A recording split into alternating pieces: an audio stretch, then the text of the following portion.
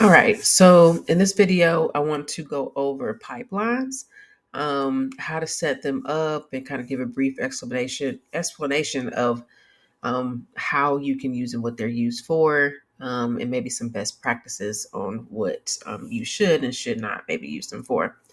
Um, so pipelines are actually a feature that's really is essential to help streamline and automate different processes that are within your business workflows.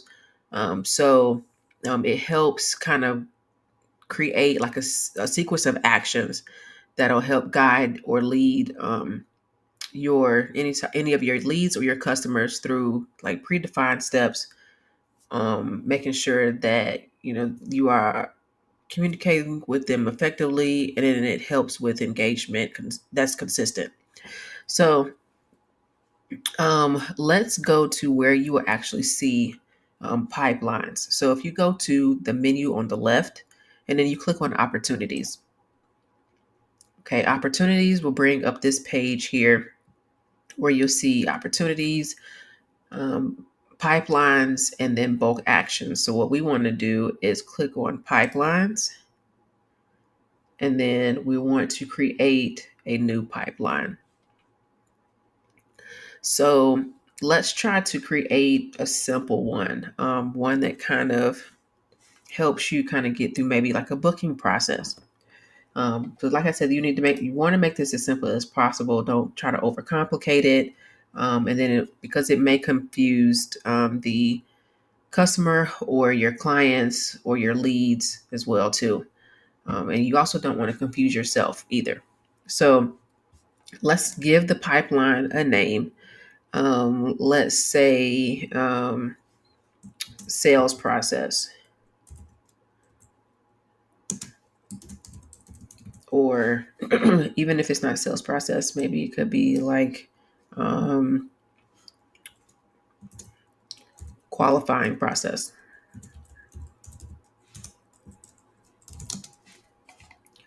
So for this section here that's called stage name, you want to enter in each of the stage names or the each process name during this type of process or journey. So let's start with one would be lead capture. Let's add another one by clicking on the add stage button. Let's do qualification. Let's click. Okay, so we're going to click on the add stage button again. Let's do appointment setting. Let's add another one. Follow up. And then we can do one for closing. All right, so we have our stage names in here. I want to go over the icons on the right. So for each stage, you'll be able to turn on whether you want to hide this from the pie chart that's on the dashboard or the funnel from the dashboard as well too. If you want all of them checked, you can just make sure that these are checked on at the bottom where it says visible in funnel chart or visible in pie chart. If you don't want them visible in either or, you would just uncheck it, and then it wouldn't show it. If you want specific sections, then you would just click on the icon and it will turn gray. If you want to remove a stage, you can just click on the trash can. If you want to maybe move it instead of having to retype it, you can just click on these arrows right here, and you see how when I clicked on it, it moved up. So you would just do that if you need to move it to the top. It won't drag and drop like some of the other page features that we've seen before. So that's the explanation of how to manage the ad pipeline screen. So once you're done with that, you will click on save. And then now you'll see it in this section here underneath the different pipelines. So if you need to edit it or make any changes to it, you would just go to that line, click on the pencil right here on the right. So that way you can edit it. And if you need to make changes, change the pipeline name, the stage name as well too. You can do that here. All right. So, like I said, make sure that you are avoiding creating like overly complex pipelines that might confuse either the user or your leads. So the users will be like you or anybody on your team, and make sure that the stages that you're adding kind of focus or align with your business objectives. And then you want to also make sure that you are reviewing the pipeline as well periodically to make sure that any changes in your business processes or any customer preferences are actually available or showing or are a part of your pipeline.